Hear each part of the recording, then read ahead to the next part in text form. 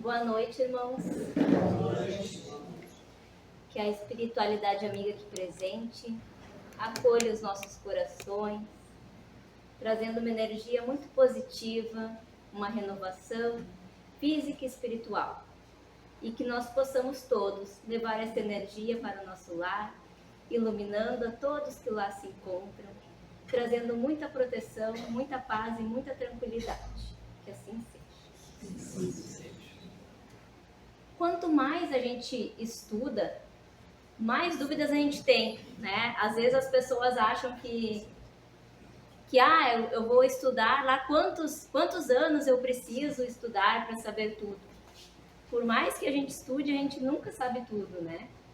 E tem umas explicações que eu gosto muito, e daí eu resolvi deixar elas separadas, assim, pra gente falar sobre aquele tema ali e desenvolver.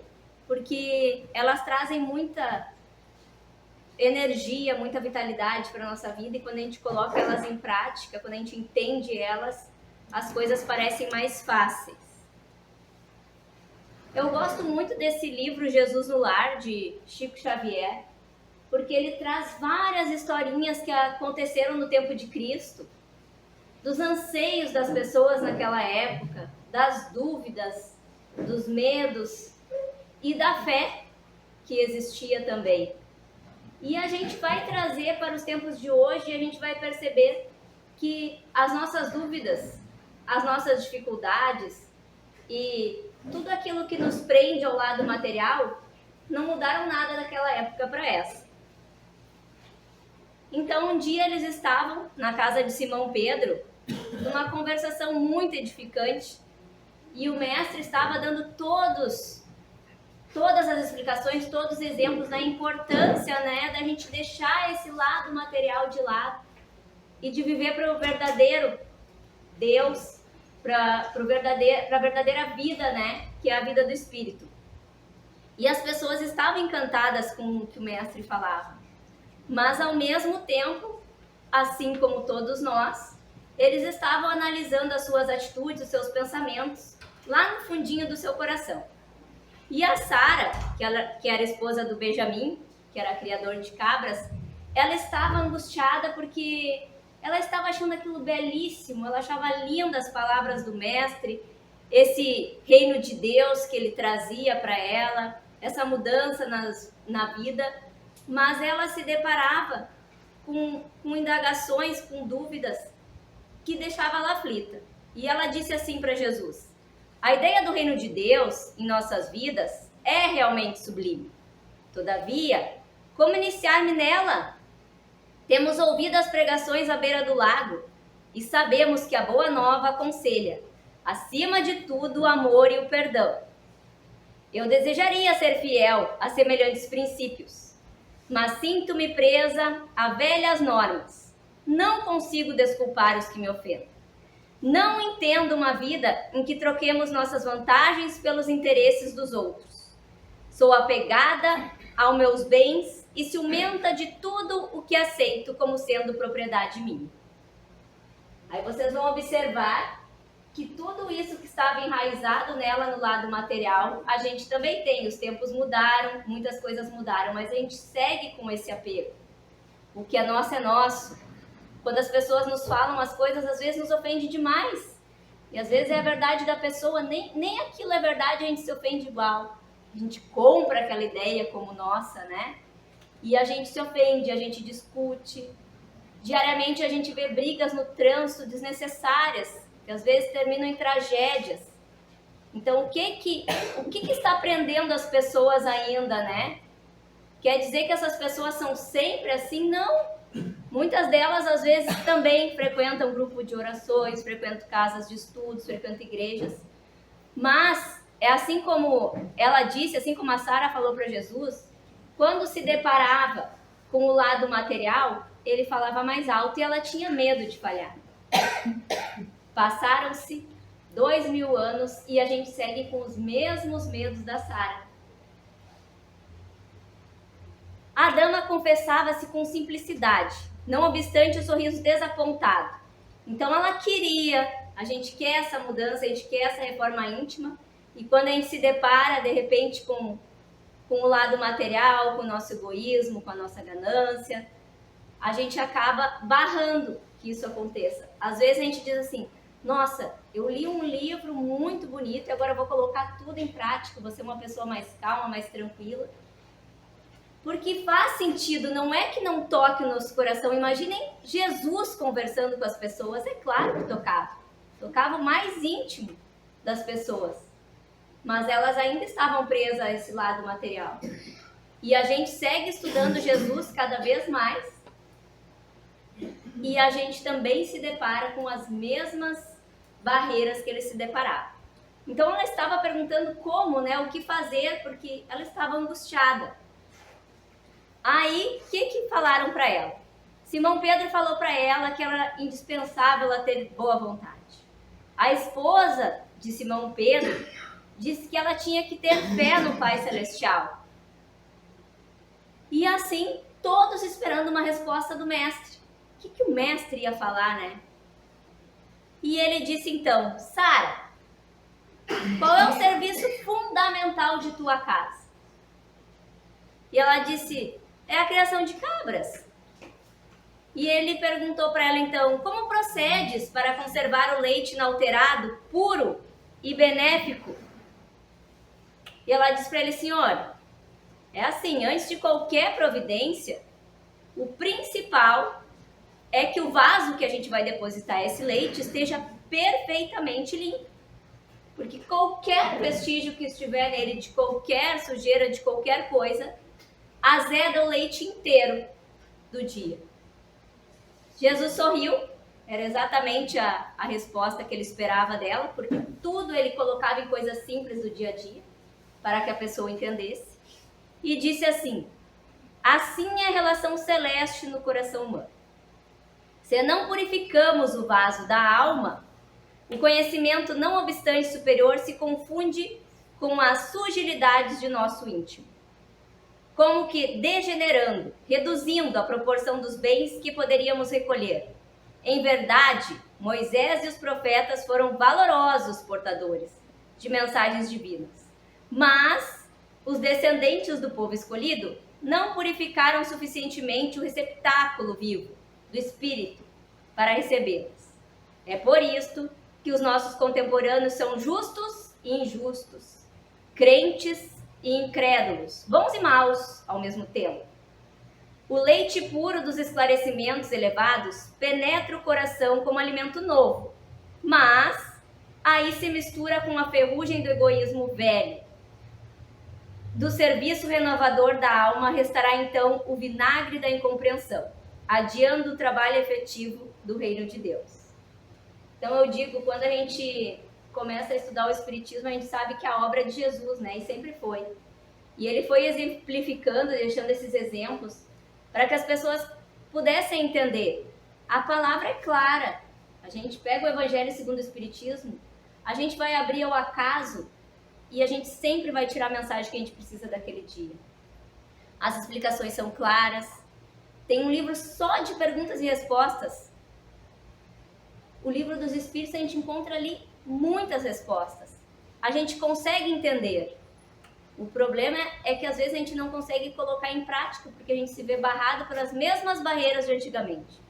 O nosso egoísmo, o nosso apego, as nossas paixões orgulhosas.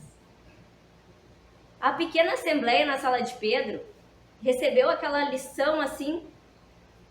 Dessa vez eles compreenderam no coração, no íntimo. E ele disse para ela, o orvalho num lírio alvo é diamante celeste, mas na poeira da estrada é gota lamacenta. Não te esqueças desta verdade simples e clara da natureza. Então o discípulo, o Paulo de Tarso, dizia que nós seríamos reconhecidos pelo nosso amor, porque a primeira lição de Jesus é o amor. E é verdade. Então, o que acontece? Nós estudamos, nós temos acesso, nós não podemos alegar ignorância, né, desse Deus maravilhoso, desse Jesus com essa mensagem. Só que nem todos que recebem essa palavra vão colocá-la em prática. Nem todos. Tem gente que ainda desdobra essa palavra e usa como quer, né? Com outro sentido. Então, a primeira coisa, a limpeza do nosso coração, a nossa reforma íntima. O Espiritismo nos chama a essa reforma íntima. A gente precisa mudar muitas coisas, nós estamos aqui para mudar. E às vezes a gente observa que as pessoas estão tentando corrigir as outras, muito corrigir as outras, assim. Porque o fulano ainda faz isso, é um absurdo, ele erra, porque se fosse eu, porque... E a gente? E os nossos erros, e tudo aquilo que a gente ainda precisa melhorar, porque a gente precisa lembrar que se a gente está aqui na Terra, se nós estamos convivendo com as pessoas que nós convivemos, nós temos muitas coisas a reparar ainda. Então elas têm os erros e os acertos assim como nós. Aí vem aquela história, né? Enxerga o cisco no olho do teu irmão e não enxerga a trave que te cega, né? Aí uma das coisas que eu gosto muito de falar é sobre as muitas moradas da casa de meu pai que Jesus falava. O Evangelho segundo o Espiritismo, no capítulo 3, explica muito isso. Nos traz uma compreensão de onde estamos, para onde vamos, né? O que é esse mundo, esse universo. E diz assim, diferentes estados da alma na erraticidade. A casa do Pai é o universo. As diferentes moradas são os mundos que circulam no espaço infinito e oferecem aos espíritos que neles encarnam moradas correspondentes ao seu adiantamento. Então, no momento que a gente está na Terra, um planeta ainda de provas e expiações, é sinal que nós ainda vamos passar por provas, por expiações. Nós teremos dias felizes, dias difíceis, dias de luta, porque é o que o nosso espírito encaminhada precisa para a evolução. Então a gente fala assim, todos nós, ai, como que isso vai acontecer logo comigo? Porque eu ainda preciso dessa lição. Eu ainda não aprendi. Ela vai se repetindo até que eu aprenda. A gente não estaria passando pelas coisas que a gente passa se a gente não precisasse, se a gente não tivesse que aprender, tirar lição, evoluir. Então a gente aprende muito nesses momentos. E a gente está na Terra, atraído pelo que a gente está atraído aqui, né? Pela nossa evolução, que nos coloca aqui. É simples, imaginem que tem uma escola que a criança entra lá para o prezinho e ela sai lá no 9º ano. Não tem como chegar uma criança que ela tem que ser para o pré e colocarem ela lá no 9º ano, porque ela não vai acompanhar. A evolução dela ainda não permite, ela vai chegar lá, sim, ela vai chegar lá. Só que precisa de tempo, precisa de aprendizado, precisa de estudo, de evolução. Tem uma música espírita muito bonita que diz assim, um dia todos nós seremos anjos. Sim, um dia todos nós seremos anjos. Então depende de nós que isso aconteça mais rápido ou mais devagar. Mas essa lei do progresso a gente não foge. Aí diz ainda assim, independente da diversidade dos mundos, essas palavras de Jesus também pode referir-se ao estado venturoso ou desgraçado do espírito, na erraticidade, conforme se ache este mais ou menos depurado e desprendido dos laços materiais. Variarão ao infinito o meio em que ele se encontre, o aspecto das coisas, as sensações que experimente, as percepções que tem. Então, às vezes, a gente faz o nosso próprio céu e o nosso próprio inferno aqui na Terra, não é verdade? Tem dias que a gente diz assim, ó, meu Deus, para o mundo que eu quero descer. Sinal que o quê? Que as coisas estão tão difíceis que a sensação que a gente tem é uma sensação muito ruim. Momentos que a gente está muito feliz, que parece que a gente está no céu, que a gente quer que dure para sempre aquele momento. Então isso também serve para nós. Onde a gente está morando, onde o nosso pensamento está morando. Então a gente percebe, pensem num ambiente de trabalho que muitas pessoas convivem juntas ali, naquele mesmo ambiente. Às vezes o trabalho é o mesmo para todas. E ali tem uma pessoa que está no céu, feliz, agradecendo a Deus pelo trabalho, pela oportunidade, pelo alimento de cada dia, pelo seu teto, pelos seus amigos, pelos seus familiares. Ela está ali grata, ela está no céu, mas ela está naquela sala ali de trabalho, ao lado de um colega de trabalho que reclama o dia inteiro, que diz que a culpa são dos familiares, que diz que o trabalho é muito ruim. que reclama, ele vive no inferno naquele momento ali. Então, o nosso pensamento, ele tem essa função de nos deixar aonde a gente quiser estar. Mas vai um esforço muito grande da nossa parte.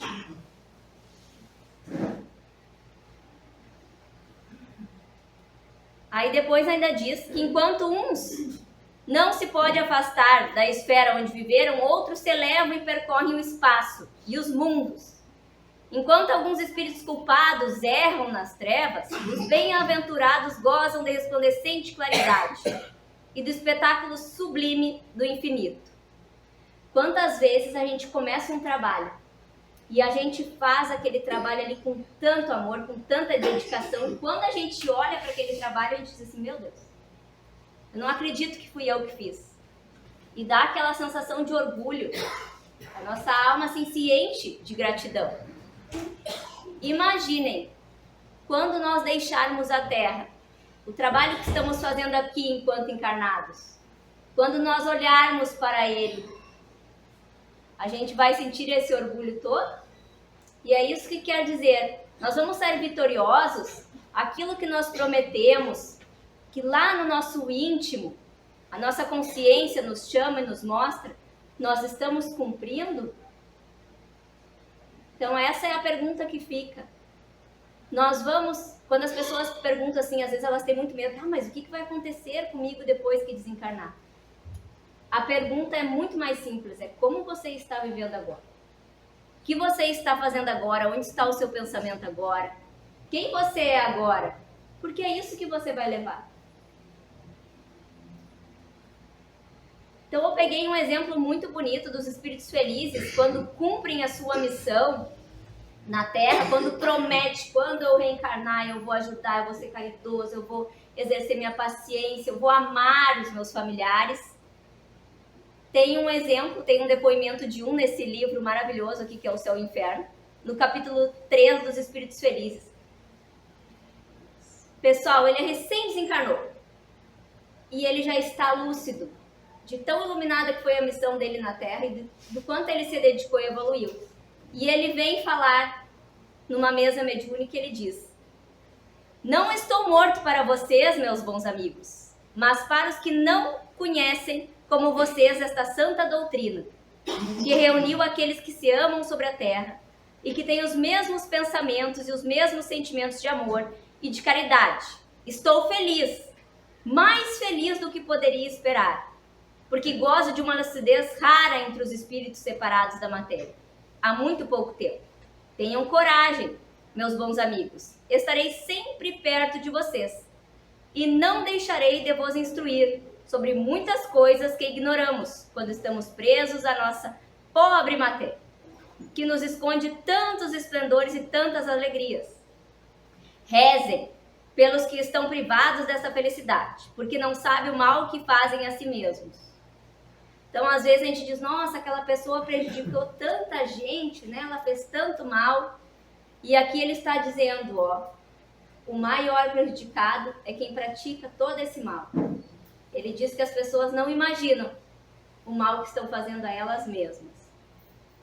E ele diz assim, não me prolongarei por muito tempo hoje, mas digo a vocês que não me sinto completamente estranho no mundo dos invisíveis.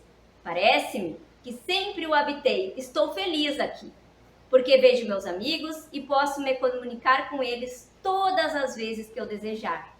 Não chorem, meus amigos, pois vocês me fariam lamentar tê-los conhecido. Deixem passar o tempo e Deus os conduzirá a este lugar em que deveremos todos nos reunir. Boa tarde, meus amigos. Que Deus os console. Estou ao lado de vocês. Então ele está trazendo esse lado maravilhoso que existe, esperando a todos aqueles que se dedicam, que cumprem sua tarefa, que cumprem sua missão.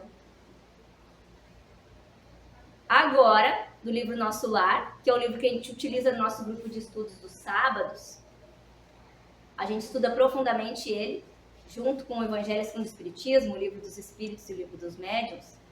Ele vai trazer a história de André Luiz, que foi um médico que veio com uma missão. Então ele fez toda uma promessa antes de reencarnar, tinha todo um propósito de vida, Só que ao se deparar com esse lado material, com essas facilidades, com esse egoísmo, com esse apego que ele tinha nas coisas materiais, um lado muito raivoso, ele é uma pessoa irascível também. E o amor dele sempre um amor muito possessivo. Ele acabava sufocando as pessoas. Tinha vários tipos de excesso, de álcool também, de não cuidar da saúde do corpo também. A gente vai ver o que ele fala então. Então a gente percebe a diferença de um espírito que cumpriu sua missão, que buscou se melhorar, que buscou progredir, e de um que fez tudo ao contrário daquilo que ele disse que faria. Aí ele nos diz assim: eu guardava a impressão de haver perdido a ideia de tempo, a noção de espaço esvair-se de muito. Estava convicto de não mais pertencer ao mundo dos encarnados, no mundo. E, no entanto, meus pulmões respiravam a longos haustos. Desde quando me tornara joguete de forças irresistíveis? Impossível esclarecer. Sentia-me, na verdade, amargurado, doente nas grades escuras do horror. Olha como ele se descreve. Cabelos eriçados, coração aos saltos, medo terrível, senhorando-me. Muita vez gritei como louco. Implorei piedade, clamei contra o doloroso desânimo que me subjugava o espírito. Mas, quando o silêncio implacável não me absorvia, a voz estentórica, lamentos mais comovedores que os meus respondiam meus clamores. Outras vezes, gargalhadas sinistras rasgavam a quietude ambiente. Algum companheiro desconhecido estaria, a meu ver, prisioneiro da loucura. Formas diabólicas, rostos álvares, expressões animalescas surgiam de quando em quando, agravando-me o assombro a paisagem quando não totalmente escura. Parecia banhada de luz alvacena. Então, o que ele começa a dizer aqui? Ele ficou 8 anos nesse período aí de perturbação. E Jesus sempre orava, né? Para tudo Jesus orava, para tudo. E quando ele, enfim, caiu em si, que devia haver algo muito maior que isso, que ele se ajoelhou, que ele rezou, que ele pediu ajuda, a ajuda veio. E a ajuda estava ali há muito tempo esperando ele. Mas ele estava tão perturbado, ele estava com a consciência dele também tão turva de tudo que ele tinha feito, porque ele tinha essa consciência, que ele acabou não enxergando essa força, esse amparo que ele teria. E aí ele foi recolhido para a colônia Nosso Lar. E começou então uma nova jornada da vida dele, de aprendizado. Aí eu peguei aqui do Livro dos Espíritos algumas dúvidas que às vezes a gente fica quando lê esse tipo de livro. A gente quer entender mais. E diz assim na 149, em que se transforma a alma no instante da morte? Porque vocês viram que ele dizia como ele se sentia, né? Ele dizia do cabelo, ele falava que respirava. Então, tá, mas ele já morreu. Mas ele tinha sensações. Então, como isso acontecia, né? E diz aqui, a alma volta a ser espírito. Ou seja, retorna ao seu mundo dos espíritos, que ela havia deixado temporariamente. Ela não perde jamais a sua individualidade. E daí vem na 150A, como a alma constata a sua individualidade, se não tem mais o corpo material. Então, como ele tinha todas essas sensações, tem um fluido que lhe é próprio, que tira da atmosfera do seu planeta e que representa a aparência da sua última encarnação, o seu perispírito. Então, esse espírito revestido com o seu perispírito, com a mesma aparência de quando estava encarnado, era nele todas essas sensações que ele tinha. E diz aqui, a alma não leva nada deste mundo? Olha a pergunta. O que a gente leva, né, deste mundo? Nada mais que a lembrança e o desejo de ir para um mundo melhor. Essa lembrança é cheia de doçura ou de amargor, segundo o emprego que tenha dado a vida. Quanto mais pura ela for, mais compreenderá a futilidade daquilo que deixou na terra. Então, todo esse apego que a gente tem às coisas da terra, a gente vai deixar. E tudo aquilo que a gente construiu no nosso ser, no nosso espírito, tudo aquilo que a gente evoluiu, tudo aquilo que a gente fez de bom, a gente vai levar. Tem um livro muito interessante, que é A Morte é uma Farsa, que o senhor era dono de muitas terras, ele era muito apegado a tudo. E ele não queria deixar aquele patrimônio, ele amava aquilo que ele tinha construído, mas ele era muito orgulhoso e ele era muito ruim para todos que viviam ali. E o que aconteceu? Quando ele desencarnou, ele ficou preso ali. Só que ele começou a se sentir muito sozinho, que ele conversava com uma boneca da neta dele. Passava o dia conversando com aquela boneca, reclamando da vida e contando. Mas ele não conseguia se desprender daquilo ali. Ele não entendia que a gente não leva nada. Que a gente deixa, que tudo que for material vai ficar aqui. E às vezes a gente passa uma vida inteira brigando pelo material e esquece de cuidar do nosso espírito. E daí vem essas explicações do Espiritismo que clareiam muito pra gente o que a gente busca, o que tem depois. E tem o Cristo Consolador no Evangelho segundo o Espiritismo, que é o capítulo 6, que nos mostra que, na verdade, todos esses ensinamentos deixados por Jesus naquela época, tudo por meio de parábolas, para que a gente pudesse depois, mais maduros, entendendo mais, estudando mais, tirar a verdadeira lição de cada história que Jesus deixou. Para aquela época, para aquele tempo, era aquilo que o povo precisava para entender alguma coisa. E a gente, através de um estudo sério, através de vontade, a gente consegue tirar a essência de cada um para colocar no nosso dia a dia. Então, o que é nesse advento do Espírito de verdade? O que é esse Espiritismo que a gente busca? E vem a resposta. Venho como outrora aos transviados filhos de Israel trazer a verdade e dissipar as trevas. Escutai-me, o Espiritismo como fez antigamente a minha palavra. Tem de lembrar aos incrédulos que acima deles reina a imutável verdade, o Deus bom, o Deus grande, que faz que germine as plantas e se levantem as ondas. Revelei a doutrina divina como um ceifeiro, reuni em feixes o bem esparso no seio da humanidade e disse: vinde a mim, todos vós que sofreis. Mas ingratos, os homens afastaram-se do caminho reto e largo, que conduz ao reino de meu Pai. Enveredaram pelas ásperas sendas da impiedade. E daí ele fala aqui, ó, Deus, na verdade, ele é um Pai misericordioso, né? Ele é um Pai que ele oferece aquilo que a gente precisa. E ele é um Pai que sabe muito mais que a gente, assim como uma criança de 2 anos, ela quer brincar com fogo, mas ela não pode, porque ela vai se queimar. Ela quer fazer muitas coisas que ela não tem noção ainda de quanto aquilo ali prejudicaria ela.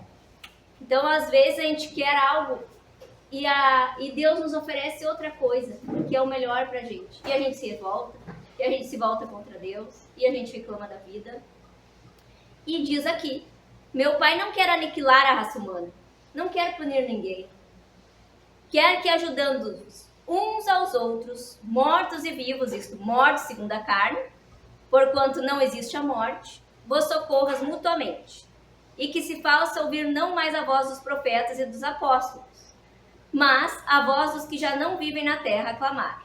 Orai e crede, pois que a morte é a ressurreição, sendo a vida a prova buscada, e durante a qual as virtudes que houverdes cultivado crescerão e se desenvolverão como um cetro.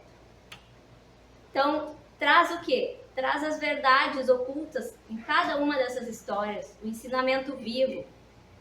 Homens fracos que compreendei as trevas das vossas inteligências. Não afastei o facho que a clemência divina vos coloca nas mãos, para vos clarear o caminho e conduzir-vos, filhos perdidos, ao regaço de vosso Pai. E aqui vem uma parte tão bonita, ó. Sinto-me por demais tocado de compaixão pelas vossas misérias, pela vossa fraqueza imensa, para deixar de estender mão socorredora aos infelizes transviados, que, vendo o céu, cai nos abismos do erro. Crede, amai, meditai sobre as coisas que vos são reveladas. Não mistureis o joio com a boa semente e as utopias com as verdades. Então diz o quê? Nunca vou te abandonar, meu filho. Vou sempre estar aí ao teu lado. Mas aí o que você está olhando, né? O que você está buscando? Está separando o joio do trigo, né? Está olhando para um céu imenso que te espera ou está preso ao dinheiro? Então, essa é a mensagem, né? Para a gente buscar esse algo mais. Espíritas, amai-vos, eis o primeiro ensinamento. Quando falamos em Jesus, a primeira coisa que a gente fala é em amor. Instruí-vos, eis o segundo. No cristianismo encontram-se todas as verdades. São de origem humana os erros que neles enraizaram. Eis que do além-túmulo, que julgáveis o nada, vós os clamam. Irmãos, nada perece. Jesus Cristo é o vencedor do mal. Sede os vencedores da impiedade. Então nos diz o quê? É preciso que a gente aprenda a amar, aprenda a julgar menos, aprenda a perceber que as pessoas têm muito o que evoluir, mas nós também. E que o nosso lar é o lugar que a gente precisa exercitar mais a paciência. E no nosso trabalho, a gente pode ajudar sempre também. Hoje o meu irmão me fez uma pergunta, ele disse assim, tu encontra todas as respostas para a tua vida no Espiritismo? E eu disse assim, eu encontro. E ele disse, tem certeza todas de tudo? Eu disse, tem. E ele, tá, mas tem coisas que não tem, que tu não tem como entender. E eu, sim, os próprios Espíritos dizem. Algumas perguntas feitas para eles, eles dizem o quê? Vocês não têm ainda como entender isso. Vocês não têm compreensão para isso. A gente não pode chegar para uma criança na primeira série e querer que ela saiba uma fórmula de química, de física, que ela disserte, que ela saiba as normas da gramática. Então, de acordo com a evolução, sim, quando a gente busca estudar, quando a gente busca compreender, e quando a gente sai da nossa zona de conforto para evoluir, para fazer as nossas reformas íntimas, sim, eu encontro todas as respostas que eu preciso no Espiritismo. Mas assim como a Sara, eu ainda me deparo com todas as barreiras, que são barreiras materiais, que eu crio. Não foi Jesus que criou, nem o Espiritismo na minha vida. Mas eu estou sempre estudando, sempre buscando, sempre tentando melhorar. E a nossa missão, junto a nós, junto à nossa consciência, junto àquilo que nós prometemos, é aos pouquinhos ir nos melhorando, ir ajudando, ir amando e julgando cada vez menos os nossos irmãos. Estamos aqui para evoluir e que Jesus segure nossa mão nesse caminho, abençoe nossos passos, ilumine a nossa caminhada e que nós possamos ser merecedores de todo esse amparo que nós recebemos. Que assim seja.